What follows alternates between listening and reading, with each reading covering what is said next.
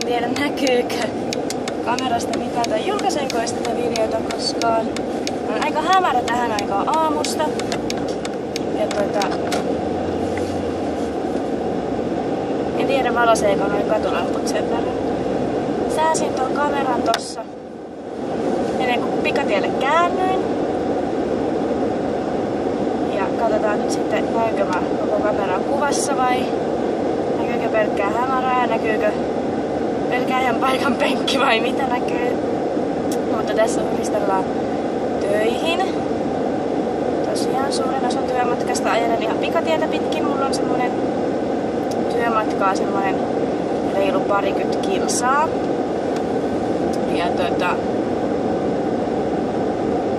käyn siis töissä tuolla Pihlavassa, ihan Porissa sijaitsee tämä Pihlava lähellä merta ja oon siellä päiväkodissa, Onnenkiven päiväkodissa lastentarhanopettajana. Mullahan on Porin kaupungilla vakkaripaikka lastenhoitajana. Mutta kun on tuo lastentarhanopettajan pätevyyskin, niin hain sitten tossa viime keväänä syksyä varten opettajan sijaisuuksia päiväkodeista ja sit sattui napsahtamaan tuolta Onnenkiven päiväkodista opettajan pestiä.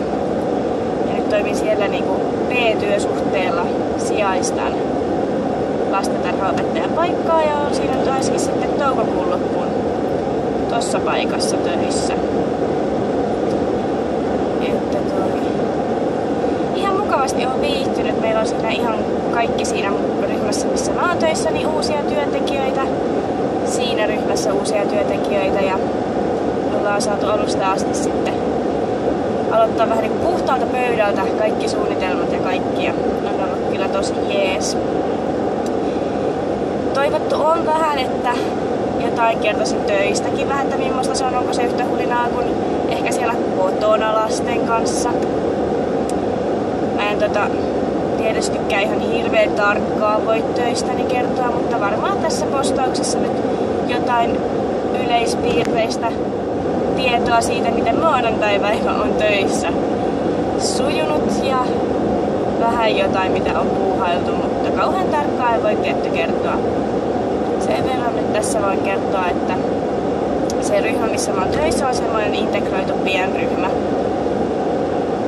Eli siellä on tukea tarvitsevia lapsia sitten vähän mukana.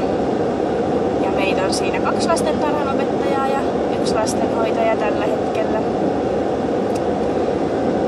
Ja tosissaan ihan mukava tiimi siinä ja on ollut tosi kiva ruveta tekemään noita opettajan töitä, kun toi suunnitelmallisuus on se, mitä mä tykkään kauheasti työssäni tehdä.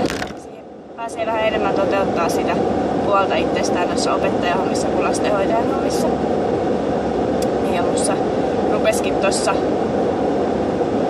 vuosi sitten aika kovastikin nostaa se opettajan rooli päätään, niin mä ajattelin, että paremmin se on nyt hakea opettajan paikalle eikä ruveta kukkoilemaan täältä lastenhoitajan paikalta. Mutta joo, semmosia.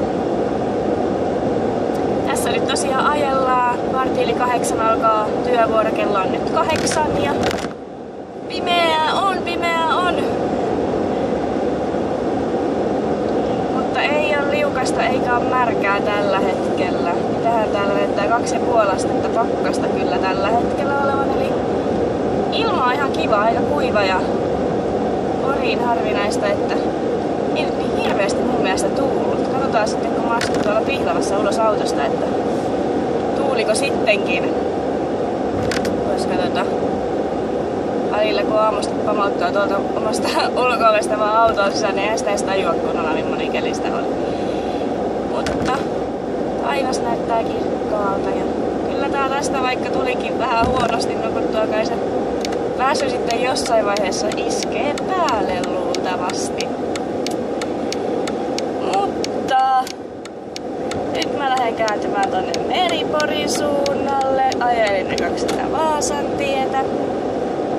Jatketaan myöhemmin sitten taas näitä jutustelijoita. Nyt mä pistän itselleni tuosta väärän Suomi-papilta äänekakkoon ja sen verran voi sanoa, että toi on kyllä aina aamujen piristys, kun töihin ajelee, niin tuo Suomi-poppi ja aamulypsy. Ihan loistavaa juttua aamulypsy porukalla ja piristää kummasti aina näitä aamuja. Niin en tiedä mitä muut kanavasta ja ohjelmasta ajattelee tai mitä te kuuntelette aamuisin, kuunteletteko radiota?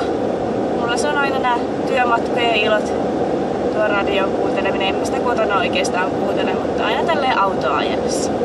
Jes, mutta nyt mä pistän ne volyymit sieltä radiosta kaakkoon. Moikka!